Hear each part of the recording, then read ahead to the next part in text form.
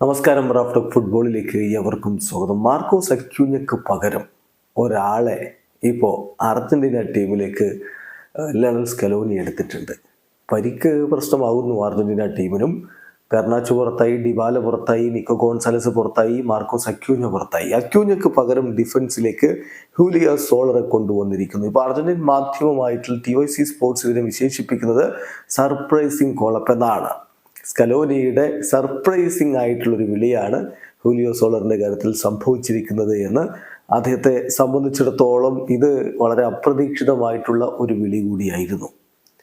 മികച്ച പ്രകടനം അർജന്റീനയുടെ യൂത്ത് ടീമുകൾക്ക് വേണ്ടി അദ്ദേഹം നടത്തിയിട്ടുണ്ട്. ഒരു പക്ഷെ അതുകൊണ്ടുകൂടിയായിരിക്കണം അദ്ദേഹത്തെ ഇപ്പോൾ ടീമിലേക്ക് കോച്ച് എടുത്തിരിക്കുന്നത്. നമ്മൾ അദ്ദേഹത്തിൻ്റെ ഒരു വളർച്ച നമ്മൾ എടുത്തു നോക്കിയാൽ താരം ജനിക്കുന്നത് അർജന്റീനയിലല്ല.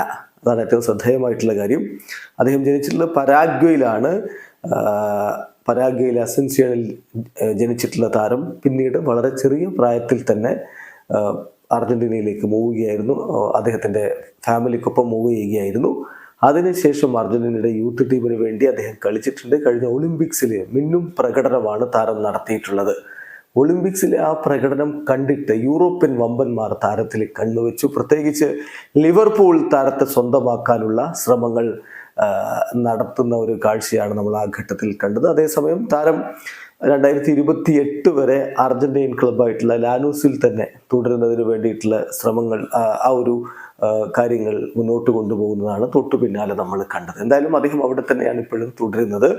അർജന്റീനയുടെ അണ്ടർ-20 ടീമിന് വേണ്ടിയിട്ടും പിന്നെ ഒളിമ്പിക്സ് ടീമിലും കളിച്ചിട്ടുള്ള താരത്തിന് വെറും 19 വയസ്സാണ് പ്രായമുള്ളത് എന്ന കാര്യം കൂടി ശ്രദ്ധിക്കുക.